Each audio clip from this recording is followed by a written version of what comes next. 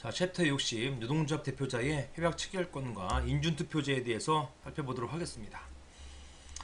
자, 이번 챕터는 사실은 시일성은 좀 떨어집니다. 왜냐면 종전법, 국법과 달리 신법, 개정된 법에서는 명문으로 노동조합 대표자의 협약 체결권을 인정했어요. 그래서 이제 명문으로 이제 규정되었기 때문에 종전에 명문 규정이 안 돼 있어서 발생하는 여러 가지 해석의 논리가 이제 필요 없게 되어버렸습니다. 그 다음에 인준투표제에 있어서도 판례는 계속 부정적인 입장을 고수하고 있어요. 이런 것들이 변경되지 않기 때문에 따라서 크게 시효성은 이제 떨어집니다. 자, 한번 보시겠어요. 첫 번째, 자, 노동조합 대표자의 협약 체결권 보시면, 자, 노동조합 대표자는 그 노동조합 또는 조합원을 위해서 사용자 또는 사용자 단체와 교섭하고 단체 협약을 체결할 권한이 있다라고 규정되어 있습니다.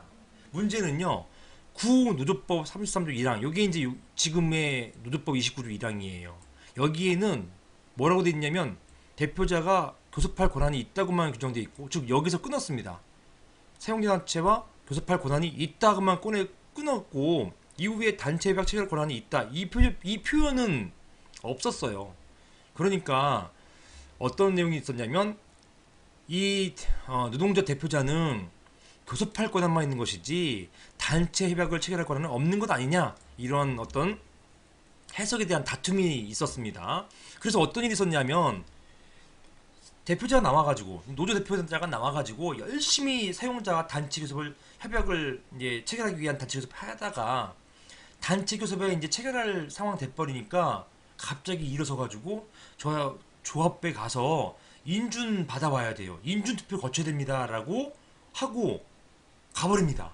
그럼 사용자로서는 열심히 해가지고 어떤 합의안을 만들어 놨더니만 여기에 대해서 또 노조의 어떤 인준투표를 거쳐야 된다고 생각하니까, 그럼 내가 왜 이렇게 열심히 했었지? 만약에 이거 부결되면 아무 의미도 없는 것인데, 이렇게 하면서 사용자는 열심히 이제 했던 그런 어떤 이런 어떤 그 단체 교섭, 여기에 대해서 굳이 그럴 필요가 없는 거 아니었느냐, 이런 이제 생각을 하게 되는 것이에요. 따라서 이제 요게 자꾸 이제 문제가 되니까, 즉 어떤 거였냐면 사용자는 이런 요구를 합니다. 만약에 대표자가 나오면, 노조 대표자가 나오면 그럴 경우에 인준 투표 이제 안 받겠다라고 하는 각서를 쓰고 와라. 단체 협약 체결을 아예 다 해버리고 인준 투표 안 받겠다는 각서를 가지고 오면 단체 교섭에 응할 것이고, 그렇지 않으면 단체 교섭에 응하지 않겠다, 이런 다툼이 막 이제 생겨버리는 것입니다. 그러면 이제 노조 입장에서는 단체 교섭 거부해? 이건 부당노동행위야, 부당노동행위야, 이렇게 주장하니까 이것 가지고 끊임없는 다툼이 이제 있었거든요.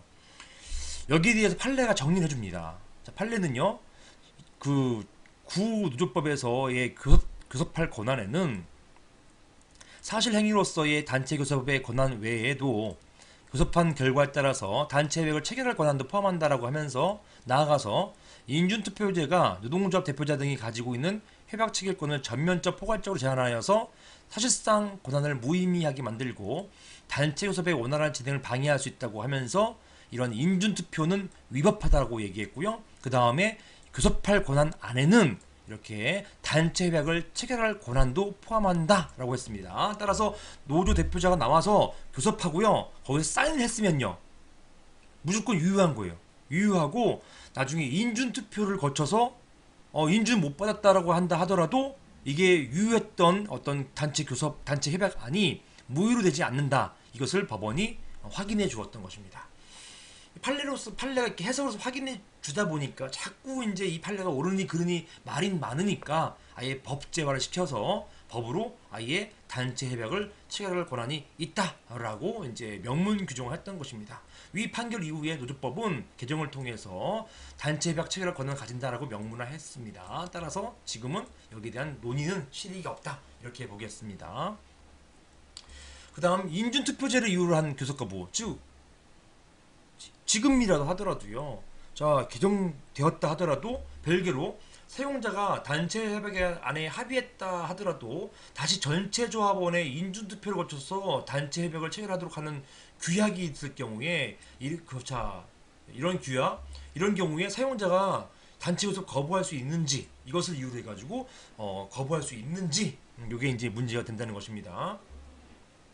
이 규약은 조합 규약이죠. 단체 협약이 아니에요. 조합 규약에 인준 투표제를 거치도록 한 규정이 있는데 사용자가 이걸 이유로 해가지고 단체에서 거부할 수 있는지 문제되는 것입니다. 자, 이게 쌍용 중공업 노조 사례인데요. 사용자는 이런 얘기죠. 반복된 얘기지만 열심히 이제 노조 대표하고 어떤 교섭했는데 그냥 그 뭐 갑자기 일어나가지고 저 이제 인준투표 받고 오겠습니다 해버리면은 사용자 입장에서는 황당해지는 것이죠. 그렇기 때문에 만약에 인준투표제의 규정이 있으면은 나 단체에서 거부하겠다 이렇게 얘기할 수 있는 것인지 이게 문제됐던 사안입니다. 자, 원고는요 노동조합과 사용자인 소의 쌍용중공업 주식회사 사이에 체결된 단체 협약에 단체 교섭에 합의된 모든 사항은 문서로 작성하고 단체 협약 체결 권한은 교섭 대표자에게 있고 체결 권한이 있죠. 그 다음에 조합원 총회 결과에 따라서 교섭위원 전원이 연명으로 서명한다. 단 본 조항은 노동조합 규약이 정하는 바에 따른다고 규정하고 있었고요.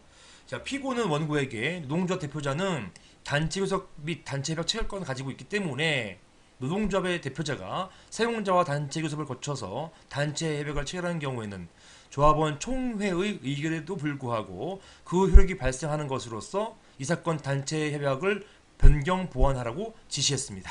이렇게 단체 협약 이런 식으로 이제 그 조합 총회 의결을 거치는 거 다시 거치는 것 이거 하지 마 이렇게 이제 변경 보완하라고 지시했던 것입니다. 이에 원고 노동조합은 이러한 지시는 위협하다고 주장하면서 이제 단체 협약 변경 명령 취소해소를 제기했던 것이죠. 관할관청이 이런 이제 명령하니까 변경 명령하니까 여기에 불응해가지고 변경 명령 취소의 소송을 제기했던 것입니다. 자, 원심은요 피고 단체 협약 변경 보완 지시 처분은 위법하다 이런 규약을 둘 수도 있는 것이지 뭐 이런 규정 둘 수도 있는 것이지 뭐 이렇게 했는데 대법원은 이거를 정면으로 반박했어요. 파기환송했습니다. 판례는요 이러한 인준투표제로 인해서 조합원 총회에서 합의안이 거부될 경우 교섭의 성과를 무로 돌릴 위험성이 있고 사용자는 최종적인 결정 권한이 없는 노조 대표자와 교섭을 회피하거나 성실한 교섭을 꺼리게 될 것이기 때문에 따라서 인준투표제를 이유로 교섭을 거부한다 하더라도 부당노동행위에 해당하지 않고 이에 대항하는 노동조합의 쟁행위는 오히려 정당성이 부정된다 라고 판시했던 것입니다. 인준투표를 이유로 해가지고 사용자가 교섭을 거부한다 하더라도 그거 괜찮다는 것이에요. 오히려 이런 교섭 거부했다고 해가지고 쟁의행위 한다고 한다면 이것은 정당성 상실, 쟁의행위로서의 정당성을 상실한다 라고 판시했던 것입니다.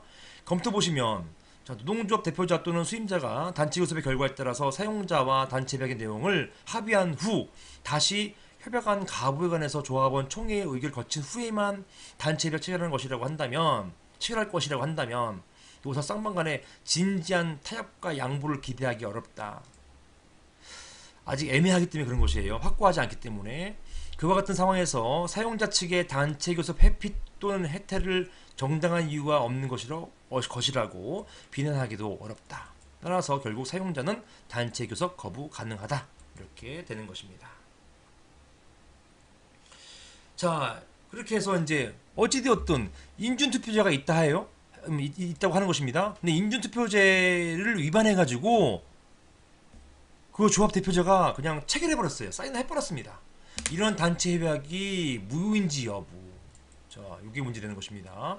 노동조합 대표자가 인준투표제, 노조의 어떤 규약이 있을 것입니다. 이런 규약상 인준투표제에 위반해서 인준투표 거치지 않거나 인준투표에서 부결된 상태에서 체결한 단체 협약 이것 자체가 유효한 것인지 문제가 된다라는 것입니다. 여기에 대해서는 자, 유효설이 있습니다. 자, 이게 판례태도인데요.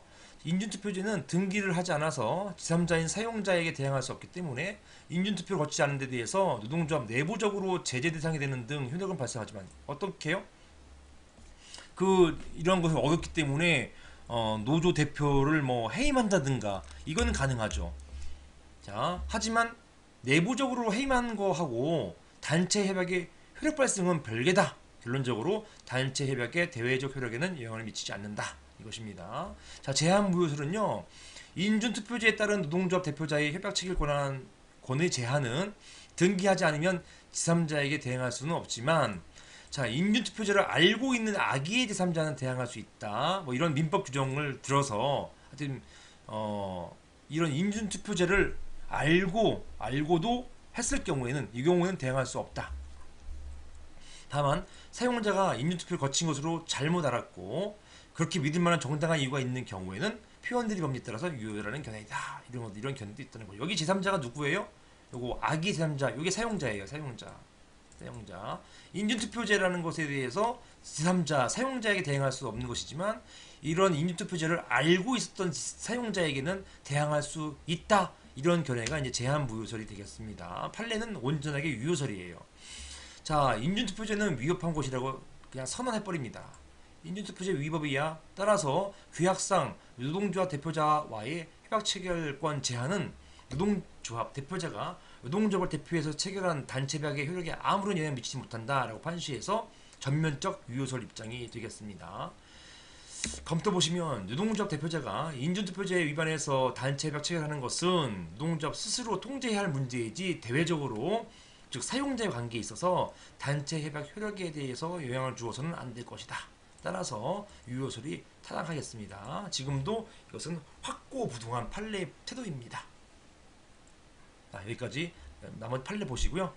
여기까지 보겠습니다.